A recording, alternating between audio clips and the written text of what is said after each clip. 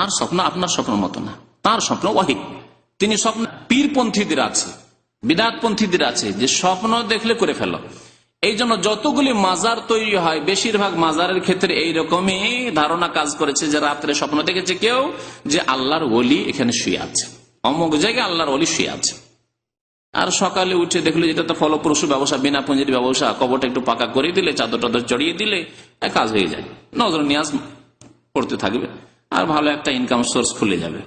এইভাবে ভারত, বাংলাদেশ, পাকিস্তানে বহু মাজার তৈরি হয়েছে স্বপ্নের উপর ভিত্তি করে।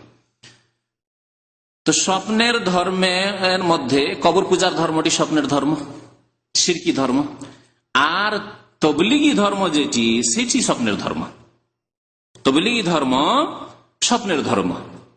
কেমন করে স্বপ্নের ধর্ম তা আপনাদেরকে শোনাবো। তাদের দুটি কিতাব আপনাদের সামনে আছে, একটি হচ্ছে ফাজাইলে দুরুদ শরীফ, ফাজাইলে দুরুদ শরীফ, আর একটি হচ্ছে ফাজাইলে হজ। আর বাকিগুলি ফাজাইল আমলে নয়, ফাজাইলে নামাজ, ফাজাইলে জিকির, ফাজাইলে তবলিগ, হেকায়েতে সাহাবা আর পাস্তিকা ইলাজ, এই সবগুলি যা আছে ওগুলি ইনশাআল্লাহ তাআলা অন্য সময় দেখানো হবে। কিন্তু এই দুইটি কিতাব থেকে দেখাবো স্বপ্নের ধর্ম হচ্ছে তাবলিগ জামাত। স্বপ্ন ধর্ম হচ্ছে তাবলিগি জামাত, সেটি দ্বীনে ইসলাম নয়, সেটি হচ্ছে স্বপ্নের ধর্ম। প্রথম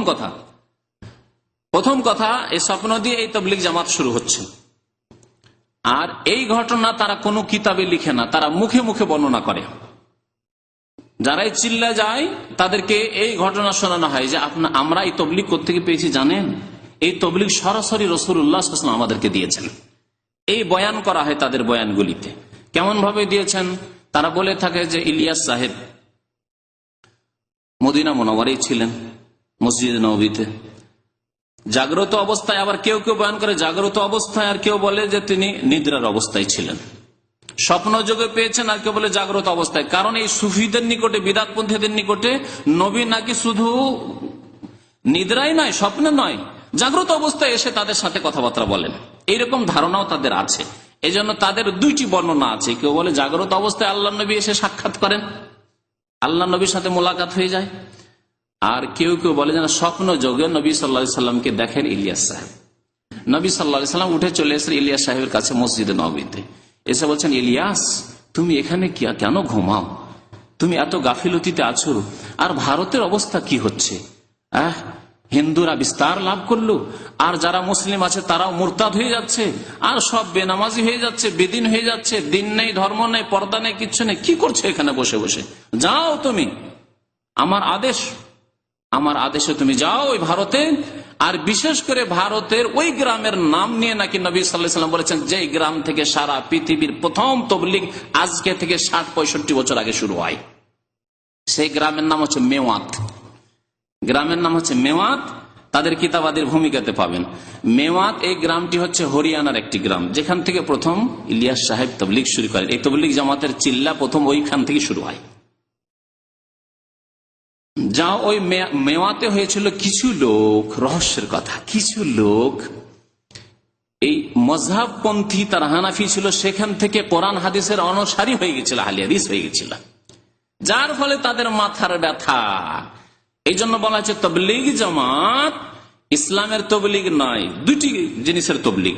এক হচ্ছে মযহাবের তবলিগ, যে মুসলিমকে হানাফি বানাইতে হবে, আর দ্বিতীয় হচ্ছে সুফিবাদের তবলিগ, যে তাদেরকে সুফি বানাইতে হবে, অর্থাৎ নকশবন্দি, চিস্তি, কাদেরি ও সাহারওয়ার্দী এসব বানাইতে হবে।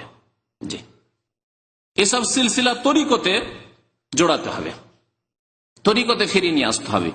মাথা খারাপ হয়ে গেল যে আরে বাপরে, মযহাব থেকে বেরিয়ে যাচ্ছে, তাহলে তো এইভাবে যদি এইরকম মন মানসিকতা মানুষের তৈরি হয়ে যায় যে কোরআন হাদিস আল্লাহ রসুলের কথা মানবো, তাহলে তো ঠেকানো যাবে না। কারণ এই এমন একটা কি আকর্ষণ, আল্লাহ এবং রসুলের আকর্ষণ। কেউ যদি জেনে যায় যে সরাসরি আল্লাহ রসুলের অনুসরণ করে কেন ভায়া ধরবো, এই যুক্তি যদি বুঝায়, তাহলে আর ঠেকাতে পারবে না কোনো শক্তি তাদের। তখন এই স্বপ্নের মিথ্যা কথা তারা রচনা করে চলে গেল ভারতে। মেওয়াত থেকে তারা তবলিগের সিলসিলা শুরু করলো,